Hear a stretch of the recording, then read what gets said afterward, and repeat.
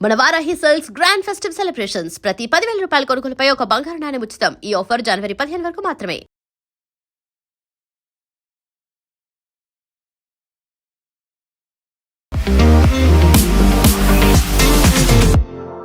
నమస్తే, నేను Kavitha. Welcome to I dream news and నిజాలు.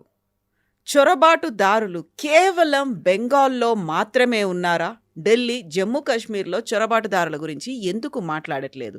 నిజంగా వెస్ట్ బెంగాల్లోనే చొరబాటుదారులు ఉంటే Pahalgam attack, Delhi bomb blast ఎలా జరిగింది? కేంద్ర ప్రభుత్వం ఎందుకని వాటి మీద ఫోకస్ పెట్టట్లేదు?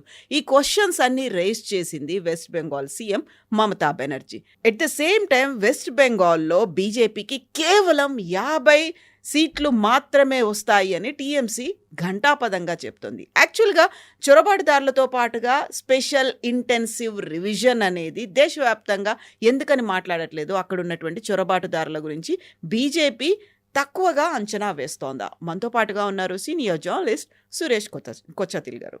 సార్ నమస్తే. నమస్కారం సార్, వెస్ట్ బెంగాల్ అనగానే స్పెషల్ ఇంటెన్సివ్ రివిజన్ గుర్తొస్తుంది. ఆ తర్వాత ఒక 6 నెలల్లో మ్యాక్సిమం అందులో జరగబోయేటువంటి ఎన్నికల గురించి. సో ప్రతిసారి చొరబాటుదారులు ఇక్కడ ఇంతమంది ఉన్నారు, 1 కోటి మంది ఉన్నారు, 1,20,00,000 మంది ఉన్నారు, అదే ఎందుకు మాట్లాడుతున్నారు ఇతర రాష్ట్రాల్లో? As Mamata Banerjee side west బెంగాల్లో లేరా, ఢిల్లీలో లేరా? ఉన్నారు, దాంట్లో డౌట్ లేదు. కానీ వెస్ట్ బెంగాల్లో ఉన్న అంత మట్టు మనుషులు ఇక్కడ బంగ్లాదేశ్ వాళ్ళు వెళ్ళలేదు. జమ్మూ కాశ్మీర్కి వెళ్ళి చాలామంది రోహింగ్యాలు. అది కాంగ్రెస్ గవర్నమెంట్ స్ట్రాటజీ ఉండే ఆ టైంలో. వాళ్ళు ఏం చేశారంటే మన్మోహన్ సింగ్ టైం నుంచే జమ్మూ కాశ్మీర్లో సెటిల్ చేస్తే అక్కడున్న హిందూ పాపులేషన్ డివైడ్ అయిపోతారు. అక్కడున్న చాలామంది రోహింగ్యాలకి సిటిజన్షిప్ ఇస్తే వాళ్ళు తర్వాత కాంగ్రెస్కి ఓటేస్తారని ఒక క్యాల్కులేషన్ ఉండే. కానీ దాని లోపలనే చాలా మటుకు రోహింగ్యా వ్యతిరేకంగా జరిగిన అజిటేషన్ కానీ సుప్రీంకోర్టు ఇచ్చిన కొన్ని ఆర్డర్స్ రోహింగ్యాలని రిటర్న్ పంపించాల్సి వచ్చింది. వాళ్ళకి ఓటు సిటిజన్షిప్ అయితే రాదు, టోటలీ అవుట్ ఆఫ్ క్వశ్చన్. రెఫ్యూజీస్గా ఉండొచ్చు కావాలంటే. కానీ ఇప్పుడు జరుగుతున్న వెస్ట్ బెంగాల్లో చాలా మటుకు బీజేపీ, అమిత్ షా గారు, మోదీ గారు లాస్ట్ ఇప్పుడు చూస్తున్నాం మనం కంటిన్యూస్గా విజిట్ చేస్తున్నారు. అమిత్ షా గారు 3 రోజులు ఉన్నారు వెస్ట్ బెంగాల్. 3 రోజులు ఎందుకు? అమిత్ షా గారు ఒక ప్లేస్కి వెళ్ళి ఒక 6 గంటల సేపు ఉంటేనే పెద్ద న్యూస్ అది. 3 రోజులు ఉండడం ఏంటంటే పార్టీ లీడర్స్ని అడ్రస్ చేశారు, పార్టీ కార్యకర్తలను అడ్రస్ చేశారు, ఎలక్షన్ స్ట్రాటజీ మీటింగ్ పెట్టారు. మేము 2/3 మెజారిటీ మాకు వస్తుంది ఈ ఎలక్షన్లో అని చెప్పుకుంటాం. మనం ఇది చూసాం బీహార్ ఎలక్షన్లో ఇదే న్యూస్. అప్పుడు అమిత్ షా గారు మాకు 160 సీట్లు వస్తుందంటే మనం చాలామంది మన దాంట్లో we had our own doubts, ఈయన ఇంత పెద్ద నంబర్ చెప్పుకుంటున్నాడని. కానీ దాని వెనుక ఒక పెద్ద స్ట్రాటజీ ఉంది. ఇప్పుడు జరుగుతున్న దీంట్లో కవిత గారు చాలా మటుకు 2 పోర్షన్స్ ఉన్నాయి దీంట్లో. ఒకటి హిందూ ఓట్ కన్సాలిడేషన్, రెండవది ముస్లిం ఓట్ కన్సాలిడేషన్. 2 వైపుల నుంచి జరుగుతుంది. మమతా బెనర్జీకి ఇప్పుడు దాకా జరిగిన 3 ఎలక్షన్స్ అని చెప్పొచ్చు. దాంట్లో ముస్లిం దగ్గర నుంచి ఉన్న 70% ఓట్లు మమతా బెనర్జీకి వచ్చాయి. మిగతా 30 కాంగ్రెస్, సిపిఎం, చాలా మటుకు లోకల్ పార్టీస్, ఎంఐఎం వాళ్ళు కూడా వచ్చారు. వాళ్ళు స్ప్లిట్ అయిపోయింది వాళ్ళ దాంట్లో. అదే టైంలో హిందువుల ఓట్లు కూడా మమతా బెనర్జీకి చాలా మటుకు వచ్చింది లాస్ట్ టైం. కానీ 2021 ఎలక్షన్ కంపేర్ చేస్తే చూస్తే ఆ చాలా మటుకు తగ్గింది. అక్కడ ఓటింగ్ పర్సంటేజ్ డిఫరెన్స్ బీజేపీకి మమతా బెనర్జీకి 10% ఉంది. ఫర్ ఎగ్జాంపుల్ 2021 ఎలక్షన్ ఫిగర్స్ చూడండి. 48% ఓట్స్ టీఎంసీకి వచ్చింది, బీజేపీకి 38.5. Difference is 10%. ఒక ఎలక్ట్రల్ దాంట్లో 10% అనేది చాలా తక్కువ, ఎందుకంటే అన్ని కాన్స్టిట్యున్సీలో 10% ఉండదు. For example Murshidabad, Malda, 24 Parganas, Calcutta city చాలా మటుకు ముస్లిం పాపులేషన్ మమతా బెనర్జీ టీఎంసీ కోసం ఓటేస్తారు. సో వాళ్ళ యావరేజ్ పెరుగుతుంది అక్కడ. కానీ నార్దర్న్ బెంగాల్కి వెళ్తే అక్కడ బీజేపీకి పట్టుంది. అక్కడ ఇప్పుడు జరగబోయే ఎలక్షన్ మనం చూసాం. 2021 కన్నా ముందున్న 2016 ఎలక్షన్కి వస్తే బీజేపీకి ఆ టైంలో 2 సీట్లు వచ్చినాయి అసెంబ్లీలో, 2 సీట్లు. టీఎంసీకి 211 సీట్లు వచ్చినాయి. నెక్స్ట్ ఎలక్షన్ 2021 వచ్చేదాకా బీజేపీకి ఆ నంబర్ 2 నుంచి పెరిగి 77 అయింది, 77. టీఎంసీకి అదే టైంలో 211 నుంచి 215 వచ్చింది. చాలా మటుకు సీట్లు బీజేపీకి వచ్చిందంటే కమ్యూనిస్ట్ పార్టీ, కాంగ్రెస్ సీట్లు మొత్తం వైపౌట్ అయిపోయారు, 0కి వచ్చేసారు వాళ్ళు. లోక్సభ ఎలక్షన్ జరిగినప్పుడు లాస్ట్ టైం లోక్సభ ఎలక్షన్లో అంటే 2019 ఎలక్షన్లో బీజేపీకి 18 సీట్లు వచ్చినాయి లోక్సభలో. ఈసారి 12కి తగ్గిపోయింది, అంటే 6 సీట్లు తగ్గింది. దానికి చాలా పెద్ద ఒక రీజన్ ఉంది. ఒకటి అక్కడున్న మతువా కమ్యూనిటీ వాళ్ళ ఓట్లు పోయినాయి బీజేపీకి, సిటిజన్షిప్ ఇవ్వలేదు వాళ్ళ మతువా కమ్యూనిటీకి.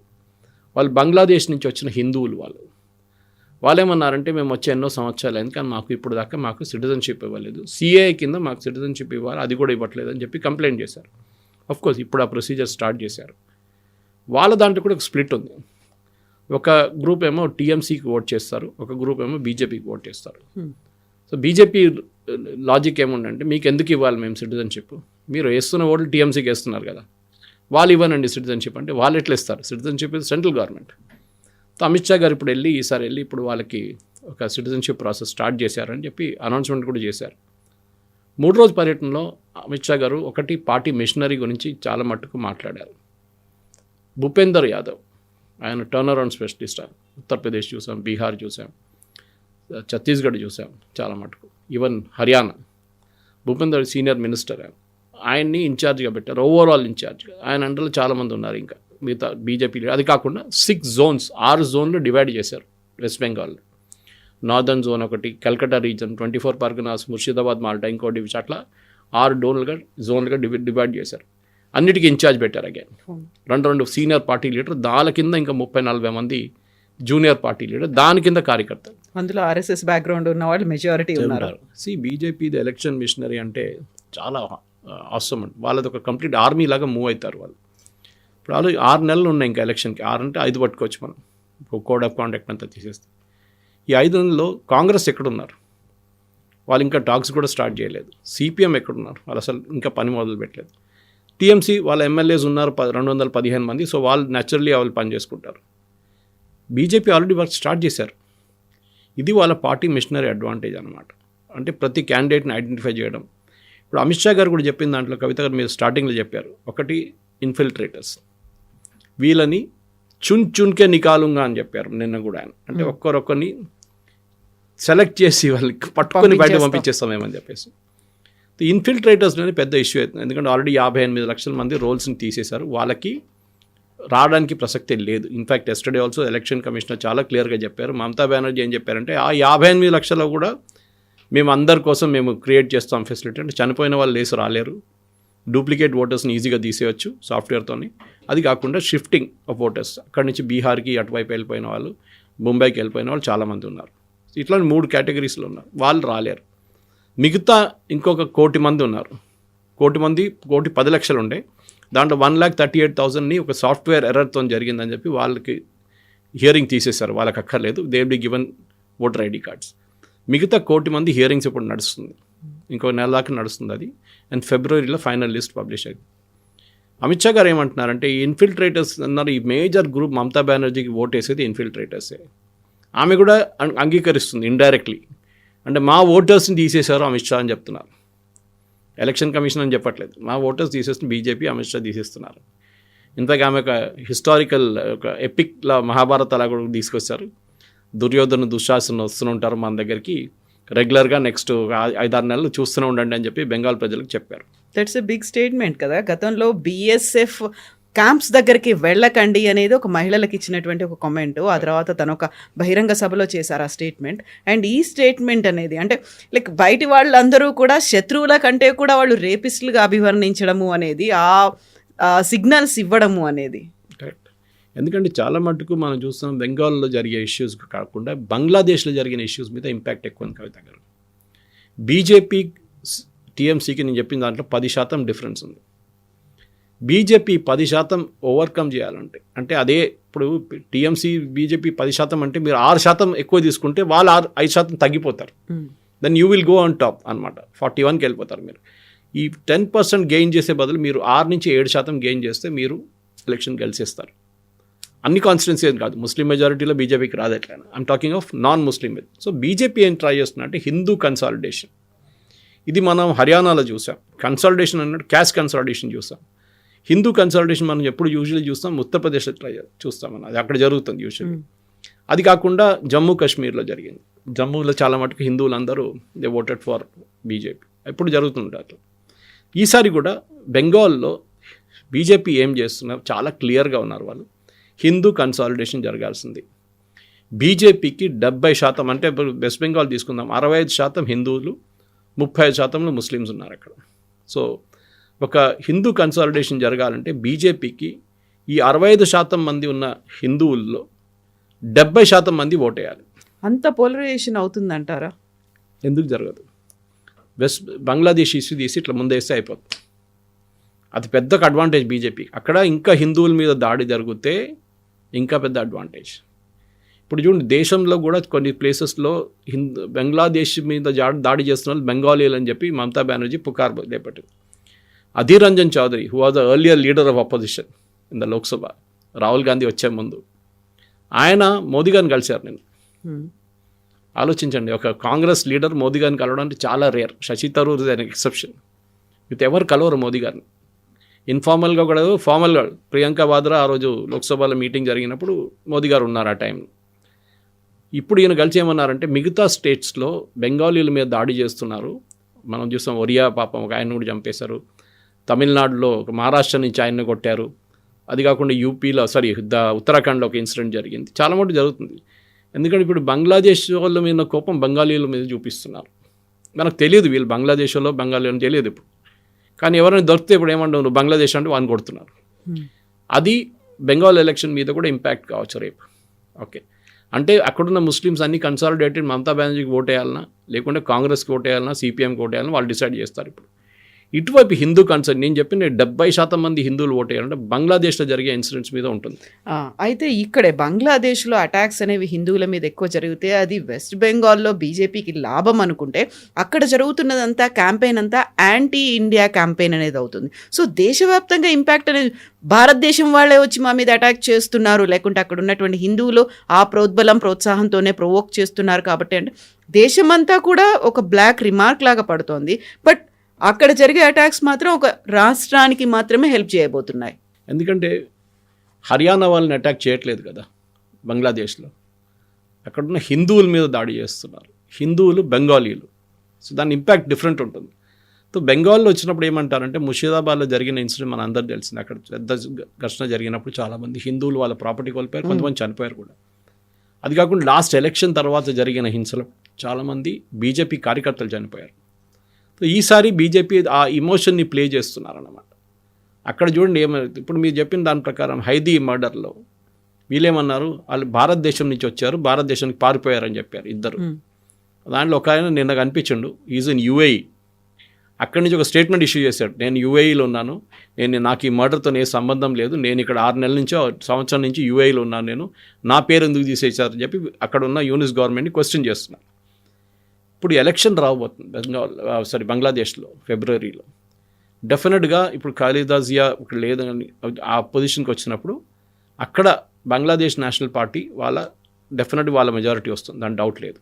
ఇంకోవైపు జమాతే ఇస్లామీ స్టూడెంట్ గ్రూప్ అది స్టేబుల్గా లేదనమాట. అండ్ షేక్ హసీనా ఎలాగో ఇక్కడే ఉన్నారు, అవామీ లీగ్ ఉంటుందా లేదా తెలియదు. సో ఇట్లాంటి పరిస్థితుల్లో వచ్చే గవర్నమెంట్ కూడా ఇంకా హార్డ్ కోర్ ఉంటే అది బీజేపీకి అడ్వాంటేజ్ అవుతుంది. ఇప్పుడు ఆల్రెడీ చూడండి, అక్కడ జరిగిన హింసలో చాలా మట్టుకు యాంటీ బంగ్లాదేశ్ సెంటిమెంట్ భారతదేశంలో క్రియేట్ అయింది. భారతదేశంలో, బెంగాల్లో ఇంకా చాలా అక్యూట్ ఉంది అది. మనం ఇప్పుడు చూడలేదు, మనం ఇక్కడ కూర్చొని out of sight out of mind అంటాం మనం ఇంగ్లీష్లో. ఎక్కడో జరుగుతుంది నార్త్ ఈస్ట్లో, ఎక్కడో జరుగుతుంది బెంగాల్లో, మనకేం పోయిందని చెప్పి. కానీ అక్కడ ఉన్న పరిస్థితి చాలా డేంజరస్ ఇప్పుడు ఈ సిచ్యువేషన్లో. అమిత్ షా గారు దానికోసం చెప్తాం, 3 రోజులు అక్కడ గడపడం అంటే he is really going through, చాలా డీటెయిల్డ్గా అనలైజ్ చేస్తున్నారు ప్రతి కాన్స్టిట్యుయెన్సీని. బీజేపీ ఎప్పుడు మనం గుర్తుపెట్టుకోవాలి, అది బీహార్లో చూసాం మనం, చాలా మటుకు హర్యానాలో చూసాం. క్యాస్ట్ ఈక్వేషన్ ఆ టైంలో భూపేందర్ సింగ్ హూడా ఎలక్షన్ గెలుస్తారని 100% ఎవరిని అడిగినా చెప్తారు వాళ్ళు. కానీ అదే ఎలక్షన్ వాళ్ళు ఓడిపోయారు. ఎందుకంటే ఏం చేశారు కాంగ్రెస్ వాళ్ళు, తప్పేం చేశారంటే హూడాని ప్రొజెక్ట్ చేయడం మొదలుపెట్టారు. హూడా ముఖ్యమంత్రి, హూడా అంటే ఆ జాట్ కమ్యూనిటీ. నాన్ జాట్స్కి కోపం వచ్చి ఏం చేశారు, అచ్చా మీరు డిసైడ్ చేసుకున్నారా, మేము చూపిస్తాం అని చెప్పి నాన్ జాట్లు అందరు కలిసి, ఈవెన్ బీజేపీకి ఓటైన వాళ్ళు కూడా బీజేపీకి ఓటేశారు. దాంతో మొత్తం తిరిగిపోయిన సిచ్యువేషన్ మారిపోయింది అక్కడ. ఇక్కడ బెంగాల్లో కూడా ఈసారి మన ఒక టైంలో 30 సంవత్సరాల ముందు చూస్తే టీఎంసీ లేదు, బీజేపీ లేదు, అక్కడ ఓన్లీ సిపిఎం అండ్ కాంగ్రెస్ దానికన్నా ముందు కూడా ఉండే. సిద్ధార్థ శంకర్ రే టైం నుంచి, బీసీ రాయ్ టైం నుంచి Congress was ruling the state. దాని తర్వాత సిపిఎం వచ్చారు, జ్యోతిబాసు గారు, దాని తర్వాత Buddhadeb Bhattacharya, then the complete decline of CPM అక్కడ. కానీ మమతా బెనర్జీ దగ్గర ఉన్న హిందూ ఓట్లు బీజేపీ గుంజుకు తీసుకెళ్లాలంటే ఏం చేయాలి, అది అమిత్ షా గారి స్ట్రాటజీ. దానికి 2-3, ఒకటి ఎస్ఐఆర్ ఎంత క్లీనప్ చేస్తారో దాంట్లో తెలిసిపోతుంది మనకి. ప్రతి కాన్స్టిట్యున్సీలో అది ఇంకా ఫైనల్ లిస్ట్ వచ్చాక చెప్పలేం, కానీ నా అంచనా ప్రకారం ఒక 60 నుంచి 70 కాన్స్టిట్యున్సీలో ఈ ఎస్ఐఆర్ ప్రభావం ఉంటుంది.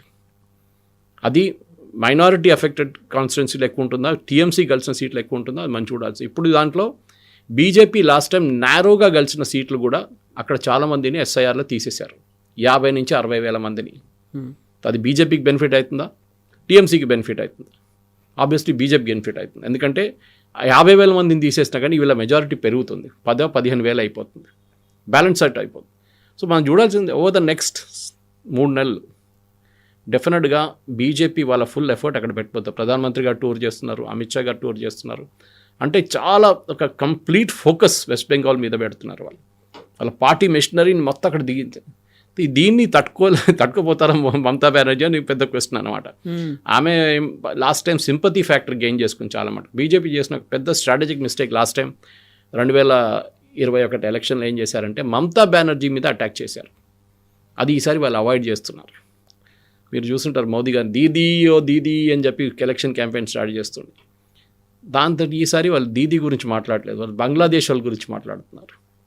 టీఎంసీ వాళ్ళు బంగ్లాదేశ్ని సపోర్ట్ చేస్తున్నారు, అక్కడున్న ఇన్ఫిల్ట్రేటర్స్ని సపోర్ట్ చేస్తున్నారు, వాళ్ళకి ఓటర్ ఐడి కార్డు కానీ మిగతా డాక్యుమెంట్ ఇస్తున్నారని చెప్పి బీజేపీ చాలా మటుకు అక్యూజ్ చేస్తున్నారు. దానికి వాళ్ళ క్యాంపెయిన్ కూడా నడిపిస్తున్నారు. మమతా బెనర్జీని పక్కన పెడుతున్నారు. They are not attacking personally. ఎందుకంటే మూమెంట్ ఆమెను పర్సనల్లీ అటాక్ చేయగానే ఆమె అంటుంది నేను ఒక మహిళ చూడండి, నన్ను ఒక్కడే ఉన్నాను, నేను నా మీద ఇంత పెద్ద అటాక్ చేస్తున్నారని. అది కాకుండా వాళ్ళ nephew Abhishek, he is also making a big mistake. ఆయన ఏమంటున్నారు, ఎలక్షన్ కమిషన్ మీద దాడి చేస్తాం, ఎలక్షన్ కమిషన్ మీద ప్రొటెస్ట్ చేస్తాం, ఎలక్షన్ కమిషన్ దగ్గర ధర్నా చేస్తాం అని చెప్తాం. ఇది బ్యాక్ ఫైర్ అవుతుంది డెఫినెట్గా. ఎందుకంటే ఆయన ఇష్యూని అడ్రస్ చేయట్లేదు. ఇష్యూ ఏంటి, ఎస్ఐఆర్లో జరిగిన ఏమన్నా తప్పులు ఉన్నాయా లేదా. నిన్న కూడా కవిత గారు election commission west Bengal data వాళ్ళ ఫేస్బుక్లో వాళ్ళ ట్విట్టర్ అకౌంట్లో ఉంది. ఇవాళ దాకా, దట్ ఈస్ ఎస్టర్డే ఈవినింగ్ దాకా ఒక్క ఆబ్జెక్షన్ కూడా ఫైల్ చేయలేదు. మిస్సింగ్, డెడ్ అండ్ డూప్లికేట్ ఓటర్స్లో ఈ 58 లక్షల మందిని తీసేసిన లిస్ట్ నుంచి ఒక పేరు కూడా వాళ్ళు అబ్జెక్ట్ చేయలేదు. కాంగ్రెస్ చేయలేదు, సిపిఎం చేయలేదు, బీజేపీ చేయలేదు, టీఎంసీ చేయలేదు. బీజేపీ చేయర్లే, ఈవెన్ మిగతా ముగ్గురు చేయాల్సింది. వాళ్ళు కూడా ఒక్క పేరు కూడా తీసుకొచ్చి వీళ్ళు తప్పు పెట్టారు మీరు అని చెప్పి చెప్పట్లేదు. మీరు అలిగేషన్ చేస్తుంటారు, రాహుల్ గాంధీ లాగా ఓట్ చోరీ అని. బెంగాల్లో జరిగే దాంట్లో మమతా బెనర్జీ వర్సెస్ బీజేపీ చాలా క్లియర్. కాంగ్రెస్ పిక్చర్లో లేరు, సిపిఎం పిక్చర్లో లేరు. సో డెఫినెట్గా బీజేపీకి కన్సాలిడేషన్ కావాలంటే హిందూ ఓట్లు కన్సాలిడేట్ చేయాల్సింది. దానికి ఉన్న స్ట్రాటజీ మీద ప్రధానమంత్రి గారు బహుశా నెక్స్ట్ ఒక నెల లోపలనే ఆయన 6-7 పబ్లిక్ మీటింగ్లు అడ్రస్ చేయబోతున్నారు. Concentration northern Bengal, central Bengal and all out attack Calcutta, 24 Pargana, Murshidabad, Malda, Muslim majorities. ఇది Calcutta of course it's not Muslim majority అని చెప్పలేము, కానీ చాలా మటుకు భద్రలోక్ అంటే ఇంటలెక్చువల్స్ అక్కడ ఉంటారు. కల్కట్టాలో పెద్ద పెద్ద ఇష్యూస్ గురించి మాట్లాడతారు, షెగోవర్ గురించి మాట్లాడతారు, పోలాండ్ గురించి మాట్లాడతారు, లేకుంటే యూకేలోని ఇమిగ్రేషన్ గురించి మాట్లాడతారు. ఇంకా వెస్ట్ బెంగాల్ ఏం జరుగుతుందో మాట్లాడరు. మూడో కేటగిరీ చాలా ఇంపార్టెంట్, అక్కడి నుంచి బయలుదేరిన మైగ్రెంట్స్. ఇప్పుడు వెస్ట్ బెంగాల్ నుంచి బయటికి వెళ్ళి పనిచేసే వాళ్ళు చాలామంది ఉన్నారు, మన దగ్గర ఉన్నారు. హైదరాబాద్లో చూస్తే మినిమం మీద ఒక 50 నుంచి 60 వేల మంది హైదరాబాద్లో బెంగాలీ వాళ్ళు పనిచేస్తున్నారు. నేను మొన్న కేరళ నుంచి ట్రైన్లో వస్తున్నప్పుడు చూశాను, అక్కడ రైల్వే స్టేషన్లో వెయిట్ చేస్తున్న ఒక 90% క్రౌడ్ బెంగాలీ మాట్లాడుతున్నారు. They waiting for a train to go to Kolkata. అంటే అంత మట్టుకు అన్ఎంప్లాయ్మెంట్ వెస్ట్ బెంగాల్లో ఉందన్నమాట. ఉన్న కంపెనీలు అన్నీ బంద్ చేసేసి టాటా లాంటి మంచి కంపెనీని అక్కడి నుంచి తరిమి కొట్టిన తర్వాత వెస్ట్ బెంగాల్లో ఇప్పుడు ఒక ఓల్డ్ ఏజ్ హోమ్గా మారిపోయింది వెస్ట్ బెంగాల్. అక్కడ ఉన్న అందరు ముస్లింలు. Same thing with Kerala. అదే పాలసీ సిపిఎం ఫాలో చేస్తున్నారు, అదే పాలసీ ఇక్కడ ఫాలో చేశారు. దాన్ని మమతా బెనర్జీని మొత్తం తప్పు పట్టలేము, కానీ వెస్ట్ బెంగాల్లో ఇండస్ట్రీ అనేది లేదు. ఇప్పుడు మీరు ఏదైనా ఇన్వెస్ట్మెంట్ సమిట్ చూపిస్తున్నారు, మిత్రగా అది చేస్తున్నా ఇది చేస్తున్నా, కానీ it is not possible. Reverse అయిపోయింది అది. సో ఈ బయట ఉన్న ఆల్మోస్ట్ నా అంచనా ప్రకారం ఒక 1 కోటి మంది దాకా బయట ఉన్నారు ఈజీగా, దానికన్నా ఎక్కువ ఉండొచ్చు. మీరు పెరుంబావూర్ తీసుకోండి కేరళలో, తమిళనాడులో చాలా మటుకు ఇంటీరియర్ తమిళనాడు కూడా బెంగాలీ వాళ్ళు ఉన్నారు, కర్ణాటక చెప్పక్కర్లేదు, మహారాష్ట్ర బిగ్ కంటింజెంట్, ఢిల్లీ, ఇలా అన్ని రాష్ట్రాల్లో బెంగాలీ వాళ్ళు ఉన్నారు. మమతా బెనర్జీ ఏమంటుందంటే ఈ ఎస్ఐఆర్ ప్రాసెస్లో వారి పేర్లు లేవు, ఇప్పుడు వాళ్ళని ఆన్లైన్ హియరింగ్కి అలో చేయాలంటున్నారు. ఎలక్షన్ కమిషన్ రూల్లో ఆన్లైన్ హియరింగ్ అనేది లేదు, మీరు ఫిజికల్గా వచ్చి మీరు మాట్లాడాలి. కేరళలో అదే ప్రాబ్లం ఉంది. కేరళలో చాలామంది గల్ఫ్లో పనిచేస్తారు, వాళ్ళు లిస్ట్లో పేరు వాళ్ళు తీసేశారు, ఎందుకంటే ఫిజికల్గా వాళ్ళు లేరు అక్కడ. ఇప్పుడు వాళ్ళు ఏమంటారు, మమ్మల్ని కూడా ఆన్లైన్ తీసుకోమంటారు, అది కూడా పాసిబుల్ కాదు. సో ఈ ఎస్ఐఆర్ మీద ఉంటుంది మొత్తం. ఎస్ఐఆర్లో ఇప్పుడున్న 58 లక్షలు 1,10,00,000 దాకా పోతే Mamata Banerjee will find a big challenge in the elections to come. ఎందుకంటే ఇంపాసిబుల్, అక్కడి నుంచి ఆమె గెలవడం, మెజారిటీ తగ్గిపోతుంది, లేకుంటే be touch and go situation. ఇప్పుడు బీజేపీ అక్కడ ఉన్నటువంటి హిందువుల మీద ఫోకస్ పెడుతోంది. 10 మందిలో 7 బీజేపీకి ఓటేస్తే అక్కడ బీజేపీ ప్రభుత్వాన్ని ఏర్పాటు చేస్తుంది అనుకున్నప్పుడు ముందు నుంచి బీజేపీకి ఉన్నటువంటి పేరే మత రాజకీయాలు చేస్తుంది. హిందుత్వ ఎజెండా పెట్టుకున్నప్పటికీ ఒక క్లియర్ డివిజన్ అనేది కనిపిస్తుంది అన్నట్టు. సో ఇప్పుడు ఓన్లీ హిందువుల మీద ఓట్ల మీదే ఫోకస్ పెట్టింది తప్ప on the whole west Bengal మీద కనుక ఫోకస్ పెట్టి ఉంటే అది బీజేపీకి ఉన్నటువంటి ఒక మార్క్, ఏదైతే ఒక రిమార్క్ అనేది ఉందో అది కాకుండా కంప్లీట్గా రాష్ట్రం గురించి ఆలోచిస్తుంది, అక్కడ ఉన్నటువంటి ప్రతి ఒక్క బెంగాలీ పర్సన్ గురించి ఆలోచిస్తుంది అనేది ఉండేది కదా. మమతా ఒకటి చాలా క్లియర్ అండి కవిత గారు. మమతా బెనర్జీ ఆమె ముస్లిం ఓట్ బ్యాంక్, ఆమె కావాల్సింది. ఆమె హిందువుల గురించి ఎక్కువ మాట్లాడచ్చు. ఆమె నిన్న చెప్పింది I'm not communal, I'm secular అని. ఆమెకు సెక్యులరిజం మీనింగ్ తెలియదు బహుశా, దానికోసం చెప్తుంది ఆమె. కానీ బీజేపీకి చాలా క్లియర్, మీరు ఎంత పని చేస్తున్నా ముస్లిమ్స్ మీకు ఓటేయరు. అది మీరు యూపీలో చూశారు, చాలా మటుకు కాన్స్టిట్యున్సీ బీహార్లో చూశారు, నార్దర్న్ బీహార్లో ఎంత బెనిఫిట్స్ ఇచ్చినా కానీ గెలవరు అక్కడి నుంచి బీజేపీ. ఇవ్వరు వాళ్ళు, మోల్ సిటీ లాగానే. మీరు ఎంత పని చేసినా కానీ మాధవీలత గారు అక్కడి నుంచి గెలవలేకపోయారు. You cannot. ఎందుకంటే వాళ్ళ ముస్లిం మెంటాలిటీ ఎట్లా తీసుకొచ్చారంటే, అది ఓవైసీ ఉండొచ్చు, అది బీహార్లో తేజస్వి ఉండొచ్చు, రాహుల్ గాంధీ ఉండొచ్చు, వీరందరూ ఏం చేస్తారంటే మన అక్కడున్న లోకల్ లీడర్స్ కూడా కావచ్చు, ముస్లిం లీడర్స్, వీళ్ళందరూ బీజేపీ అంటే ఆర్ఎస్ఎస్ అంటే బీజేపీ ఆర్ఎస్ఎస్ అంటే గోడ్సే అంటే మహాత్మా గాంధీ చెప్పిన ఈ యొక్క లింక్ తీసుకొస్తున్నారు కన్సిస్టెంట్గా. ఆర్ఎస్ఎస్ వాళ్ళు వచ్చి హిందూ రాష్ట్రం కావాలంటున్నారు. దానికోసం చూడండి, BJP is not appealing to Muslims at all. బెంగాల్లో వాళ్ళు ముస్లిమ్స్ గురించి అసలు మాట్లాడలేదు, వాళ్ళు తీసేయాలని చెప్తున్నారు. అక్కడ ఇల్లీగల్గా ఉన్న బంగ్లాదేశ్ అనగానే ఆటోమేటిక్లీ అది ముస్లిమ్స్ అయిపోతుంది. వాళ్ళని అక్కడిని తీసేసేయాలి. మొత్తం కమ్యూనిటీకి మేము సిటిజన్షిప్ ఇస్తాం హిందువులకి, అది యాజ్ పర్ సిఏ ఇవ్వాల్సిందే. అది కాకుండా మీకు ప్రాబ్లం అక్కడ కాదు, ప్రాబ్లం ఈజ్ ఆల్సో ఇన్ అస్సాంలో 37% ఇప్పుడు ముస్లిమ్స్ ఉన్నది. ముందు బిఫోర్ ఇండిపెండెంట్ 13% ఉండే, 12% ఉండే. అది ఎట్లా పెరిగారు ఇంత? సో అదే పాపులేషన్ ఓవర్ఫ్లో బెంగాల్కి వస్తుంది, especially Parganas, south and north Parganas 24, Malda, Murshidabad, కొంచెం పైకి వెళ్తే ఇక్కడ వస్తే కల్కట్టా కూడా వచ్చేస్తుంది దాన్ని. కానీ వాళ్ళు సిలిగుడి వైపు ఎక్కువ వెళ్ళలేకపోయారు. వాళ్ళు డార్జిలింగ్, సిలిగుడి ఆ ఏరియాలో వాళ్ళకి పట్టలేదు అసలు కంప్లీట్గా. సో ఇది మీరు అడిగిన ప్రశ్నకి ఎస్, బీజేపీ వాళ్ళు చాలా క్లియర్, వాళ్ళ స్ట్రాటజీ, వాళ్ళు హిందువుల మీద కాన్సన్ట్రేట్ చేస్తున్నారు. దాంట్లో తప్పు కూడా నాకేం, ఇప్పుడు మొవేసీ గారు హిందువుల కోసం ఓట్లు అడుగుతారా వెళ్ళి? హిందువుల దగ్గర అడగరు. ఆయన కాన్స్టిట్యున్సీ చాలా క్లియర్గా ఉంది. ఏఐయుడిఎఫ్ భద్రుద్ద రాజ్మల్ మన అస్సాంలో ఈజ్ వెరీ క్లియర్. మా దగ్గర ఉన్న 27 కాన్స్టిట్యున్సీలో ముస్లిం మెజారిటీగా ఉన్న కాన్స్టిట్యున్సీలో వీ విల్ పర్చు. ఫర్ ఎగ్జాంపుల్ ముషీదాబాద్లో 70% ముస్లిమ్స్ ఉన్నారు. 70%. అక్కడే కదా బాబ్రీ మస్జిద్ కడదా అంటున్నారు ఇప్పుడు. అదే అంటున్నారు ఇప్పుడు. ఆయన పేరు మర్చిపోయాను, రెహమాన్ ఏంటో ఆయన పేరు. నేను ఫౌండేషన్ స్టోన్ వేసిన ఆయన బాబ్రీ మస్జిద్ కోసం. ఆయన ఏమంటున్నారు, అయోధ్యలో ఎందుకు కట్టాలి, ఉత్తరప్రదేశ్ ఎందుకు కట్టాలి, అక్కడ ఎంతమంది ముస్లిం లేరు, మా దగ్గర 70% ముస్లిమ్స్ ఉందంట. ఆలోచించే వాళ్ళ కాన్ఫిడెన్స్. 70% ముస్లిమ్స్ ఉంటే బీజేపీ గెలవడం ప్రసక్తే లేదు అక్కడ, అబ్సల్యూట్లీ నో ఛాన్స్. కానీ 70% ఎట్లా వచ్చారో అది మనం చూడాల్సింది ఇప్పుడు. వాళ్ళ దాంట్లో ఇప్పుడు జరుగుతున్న ఎస్ఐఆర్ ప్రాసెస్లో కూడా చాలా మటుకు 2002 నుంచి మ్యాప్ చేసుకుంటూ వస్తున్నారు వాళ్ళు. 2002లో మీరు ఉన్నారా లేదని. కానీ చాలా మటుకు ఆ టైంలోనే దొంగ సర్టిఫికెట్లు కానివ్వండి, అప్పుడు ఆధార్ లేకుండే కానీ రేషన్ కార్డులు ఉండే, ఓటర్ ఐడి కార్డు ఉండే, మిగతా సర్టిఫికెట్స్ అన్ని తయారు చేసుకున్నారు. ఆ టైంలో పెద్ద ఇండస్ట్రీ వెస్ట్ బెంగాల్ ఇది. ఆధార్ అంటే మీకు 2,500 రూపాయలు ఇస్తే మీకు ఆధార్ ఇచ్చేస్తాడు రేపు పొద్దున. మీరు ఏం చేయక్కర్లేదు, ఈవెన్ ఫింగర్ ప్రింట్ పెట్టక్కర్లేదు. మీరు ఫేక్ ఉంటుంది అది, కానీ నంబర్ ఉంటుంది ఒకటి.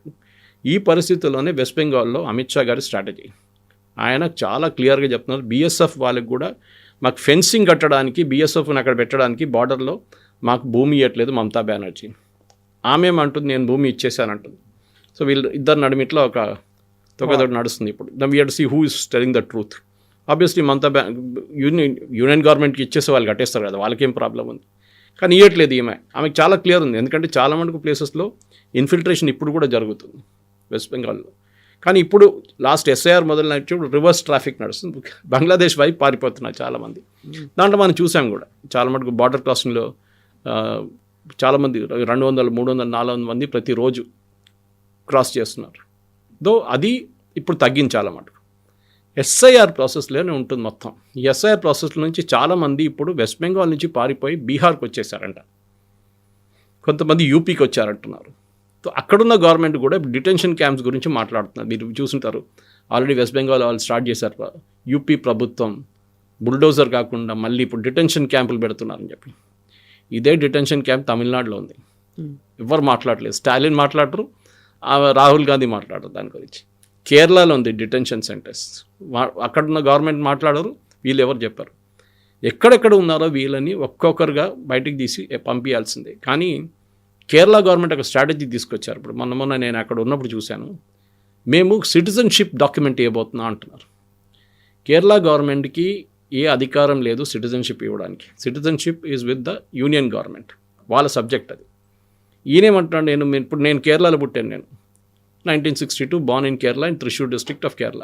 నాకు ఒక సర్టిఫికేట్ ఇస్తారు, రేపు ఏదైనా ఉంటే you are a citizen of this state అని చూపించడానికి అనమాట. కానీ నేను పుట్టింది అక్కడ, పెరిగిందంతా ఇక్కడే కదా, Hyderabad. So this is more of my home town than Kerala. కానీ ఎందుకు ఇస్తున్నారు, అక్కడున్న ఇల్లీగల్గా ఉన్న వాళ్ళకు కూడా ఈ డాక్యుమెంట్ ఇచ్చేస్తే వాళ్ళు రేపు సిటిజన్ అయిపోతారు. కానీ దాన్ని ఇప్పుడు లీగల్గా క్వశ్చన్ చేయబోతున్నారు. బెంగాల్లో కూడా బహుశా మమతా బెనర్జీ ఇదే అఫర్ట్, రేషన్ కార్డులు ఇచ్చేసి ప్రాపర్టీ డాక్యుమెంట్స్ ఇచ్చి ప్రాపర్టీ రిజిస్ట్రేషన్ చేపించి, అది కాకుండా ఎస్ఎస్సి సర్టిఫికేట్ తయారు చేసి ఇచ్చిన చాలా పెద్ద ఇండస్ట్రీ ఇక్కడ జరిగింది.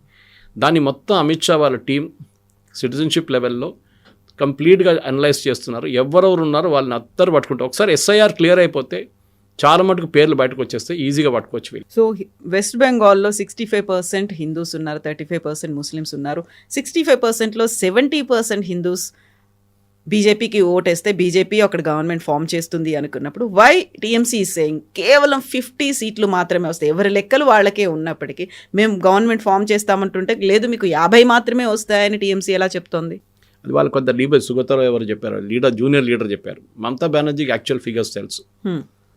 ఎవరైనా కవిత గారు ఓడిపోతున్నారు అనుకుంటేనే ప్యానిక్ అవుతారు.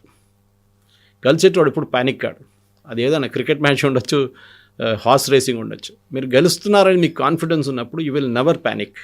సరే రానియండి, ఎంతమంది వస్తే నేను చూసుకుంటాను, నేనే ఎట్లయినా గెలుస్తాను కదా అని చెప్పి. కానీ ఇక్కడేం జరుగుతుందంటే మమతా బెనర్జీ ఈజ్ ప్యానికింగ్. దానికొని దుశ్శాసన్, దుర్యోధన్ ఇట్లాంటి టర్మ్స్ యూజ్ చేస్తున్నారు ఆమె. అది కాకుండా ఎస్ఐఆర్ ప్రాసెస్ గురించి అభిషేక్ బెనర్జీ మాట్లాడుతున్నాం. అదొక కామెంట్లు చూడండి. నేను ఎస్ఐఆర్లో ఎవరిని తీసేస్తే కూడా నేను తీసుకొస్తాను రిటర్న్. ఆమెకి అథారిటీ లేదు దానికి. ఎందుకంటే ఆమె షీఈస్ ప్యానికింగ్. ఎందుకంటే ఆమె బీహార్ చూసింది కవిత గారు.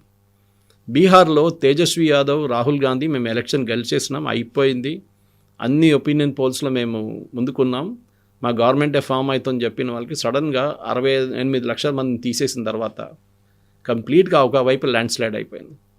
ఎందుకంటే మీరు చెప్పిన 70% హిందువులు, రేపు అది 80% ఓటేస్తే ఏమవుతారు, కంప్లీట్ ల్యాండ్ స్లైడ్ అయిపోతుంది. ఎందుకంటే ఒకసారి మీరు 46 క్రాస్ చేస్తే, which is what TMC is holding now, 45, BJP 35. BJP నేను చెప్పిన దాని ప్రకారం 7%, 8% ఎక్కువ ఓట్లు తీసుకుంటే BJP will go and form the next government. అది చాలా క్లియర్. దానికి మైక్రో స్ట్రాటజీ కావాల్సి వస్తుంది. అంటే ప్రతి బూత్లో 1000 మంది నుంచి 1200 మంది ఓటర్లు ఉంటారు. బూత్ మేనేజ్మెంట్ అనేది బీజేపీది చాలా పెద్ద స్ట్రెంగ్త్. రాజీవ్ సర్దేశాయ్ ఒక బుక్ రాశారు ఒక 2-3 సంవత్సరాల ముందు బీజేపీ ఎలక్షన్ మిషనరీ గురించి. ఆయన ఒక ప్రో కాంగ్రెస్ అనుకోండి, కానీ ఆయన కూడా అన్నారు, రాజీవ్ సర్దేశాయ్ రాసిన దాంట్లో చాలా మటుకు డీటెయిల్గా అంటే ప్రతి బూత్ మేనేజ్మెంట్, అమిత్ షా గారు ఎప్పుడు చెప్తుంటారు చూడండి, booth management is a key to winning election అని. నేను ఇక్కడున్న బీజేపీ తెలంగాణ లీడర్స్ కూడా చెప్తుంటాను, మీరు ఖమ్మం వైపు కానీ మంచిర్యాల వైపు కానీ మీరు రిప్రజెంటేషన్ లేని చోట్ల మీరు బూత్ మేనేజ్మెంట్ ట్రై చేసుకోండి, అప్పుడు మీకు పనికి వస్తుంది. అంటే వీళ్ళు బహుశా వాళ్ళ స్ట్రాటజీలో వాళ్ళు ఉన్నారు. కానీ బీజేపీకి తెలుసు అని అమిత్ షాకి తెలుసు. దానికోసం భూపేంద్ర యాదవ్ లాంటి సీనియర్ నేతలను అక్కడ పెట్టారు. నితిన్ నబీన్ ఇప్పుడు వచ్చారు, ఆయన కూడా ఫుల్ టైం బెంగాల్ ఎలక్షన్ మీద కాన్సన్ట్రేట్ చేస్తున్నారు. ఆయన ఒక ఫస్ట్ టెస్ట్ అన్నమాట, ఎగ్జాక్ట్లీ ఎగ్జామ్ లాగా. దీంట్లో పాస్ అయితే మళ్ళీ మిమ్మల్ని కన్ఫర్మ్ చేసేస్తాం మేము అని చెప్పేసి. సో అది అందరూ ఇప్పుడు అక్కడ ఫోకస్ పెట్టారు. ఇప్పుడు మమతా బెనర్జీ డిసడ్వాంటేజ్ ఏంటంటే కవిత గారు, ఆమె ఒక 1 మ్యాన్ ఆర్మీ అని చెప్పొచ్చు, 1 ఉమెన్ ఆర్మీ. ఇక్కడేమో వీళ్ళు ఒక 40 మంది 50 మంది సీనియర్ లీడర్లు దాని మీద టోటలీ కాన్సన్ట్రేట్ చేస్తున్నారు. ఇంకొక వైపు ఎలక్షన్ కమిషన్, ఇంకొక వైపు బిఎస్ఎఫ్, ఇదన్నీ కలుపుకుంటే మీకు మొత్తం there is a huge problem for Mamata. Next ఒక 2 నెలల పాటు మనం చూడాల్సింది, ఒకసారి జనవరి ఎండింగ్, ఫిబ్రవరి ఫస్ట్ వీక్, సెకండ్ వీక్లో మనకు కొత్త డ్రాఫ్ట్ రోల్స్ రాగానే ఎలక్షన్ సీన్ చాలా క్లియర్ అయిపోతుంది. దాని తర్వాత ఎవరు గెలుస్తారో, బీజేపీ ఏ వాగ్దానాలు చేస్తారో మళ్ళీ మహిళలకి మేము 20,000 రూపాయలు ఇస్తాం బీహార్లో చేసినట్ల that swung the election in Bihar. మహారాష్ట్రలో కూడా అదే జరిగింది. కానీ అక్కడ ఆల్రెడీ మమతా బెనర్జీ ఒక లక్ష్మీ స్కీమ్ ఒకటి ఉంది, ఆమెది బండార్ లక్ష్మి అనేది ఉంది, ఆ స్కీమ్ నడిపిస్తుంది ఆమె. కానీ మహిళలు బీహార్లో లాస్ట్ టైం 70% మంది ఓటేశారు, ఎందుకంటే పురుషులందరూ బయట పనిచేస్తున్నారు. బెంగాల్లో కూడా అదే పరిస్థితి. వాళ్ళు ఎలక్షన్ టైంకి వస్తారా ఓటేయడానికి, లేకుంటే వాళ్ళు రారా. బెంగాల్కి రాకపోతే ఈసారి ఫేక్ ఓటింగ్ చాలా ఇంపాసిబుల్. అండ్ అక్కడే బీహార్లో జరిగిన అదే సీన్ బహుశా బెంగాల్లో కూడా జరగచ్చు. So series of episodes are in the loop line ఉంది చాలా మటుకు. నేను I'm finding it very interesting, ఎందుకంటే యాక్చువల్ ఫిగర్స్ ఎలక్షన్ కమిషన్ నుంచి అప్పుడప్పుడు వస్తూనే ఉంది. ఎన్ని ఓట్లు తీసేశారు, ఎన్ని ఓట్లు తీసారు, మహిళలు ఇంతమంది ఉన్నారు. ఆ బ్రేకప్ ఇంకా రాలేదు మనకి. ఒకసారి ఆ బ్రేకప్ వస్తే ప్రతి కాన్స్టిట్యున్సీ నేను అనలైజ్ చేయగలను. సో దాన్ని బట్టి బీజేపీకి 7% కావాలన్నా 8% కావాలన్నా 6% జారిపోతుందా అనేది ఉంటుంది. ఎందుకంటే ఎక్కడెక్కడ బీజేపీ లీడ్ చేసిందో వాళ్ళకి అక్కడ ప్రాబ్లం లేదు. ఎక్కడెక్కడ ఓడిపోయినారో నేరో మెజారిటీతో అక్కడే వాళ్ళు కాన్సన్ట్రేట్ చేయాల్సి వస్తుంది అనమాట. అక్కడ 6-8% తీసుకొస్తే they or through. Yes, sir. Thank you so much, sir. Thank you very much.